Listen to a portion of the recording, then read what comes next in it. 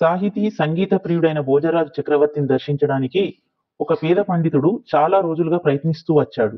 కానీ కోట కావలి భటులు ఏవో కారణాలు చెప్తూ అడ్డుకుంటూ వచ్చారు.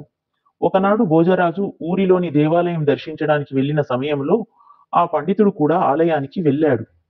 అక్కడి ఆలయంలోని వారందరికీ ఆ పండితుడన్నా, ఆయన పాండిత్యమన్నా అపారమైన గౌరవాభిమానాలు ఉన్నాయి.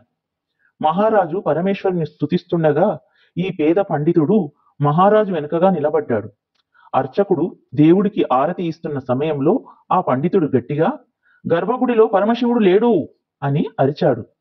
వెనుక నుండి వచ్చిన అరుపు విని మహారాజు ఉలిక్కిపడ్డాడు. పండితుని వైపు వెనక్కి తిరిగి చూసి ఎందుకలా చెప్తున్నారు, దేవుడిని దూషించడం తప్పు అన్నట్టు ఖండిస్తూ అడిగాడు. అందుకు ఆ పండితుడు చాలా కాలం క్రితమే శంకరుడు తన దేహంలో సగం నారాయణునికిచ్చి శంకర నారాయణుడైనాడు.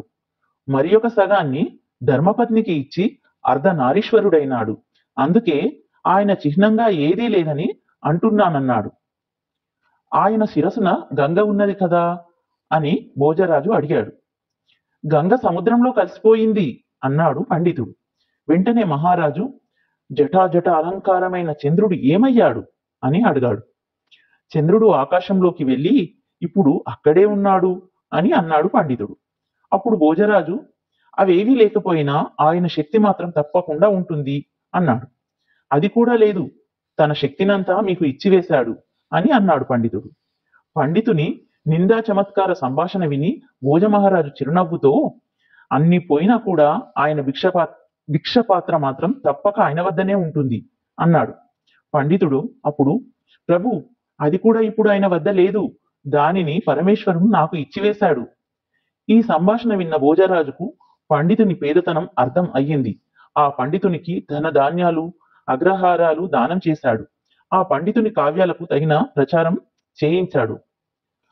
ఒక వ్యక్తి ఎంత గొప్పవాడైనా తనలోని ప్రతిభను ఇతరులకు తెలియజెప్పడానికి తగిన లౌక్యం, వాక్చాతుర్యం కావాలి.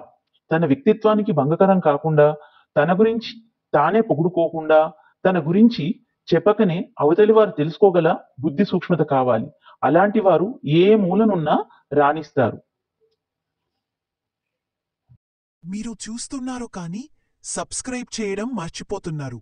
దయచేసి లైక్ చేయండి, షేర్ చేయండి, మా ఛానల్కి సబ్స్క్రైబ్ చేయండి.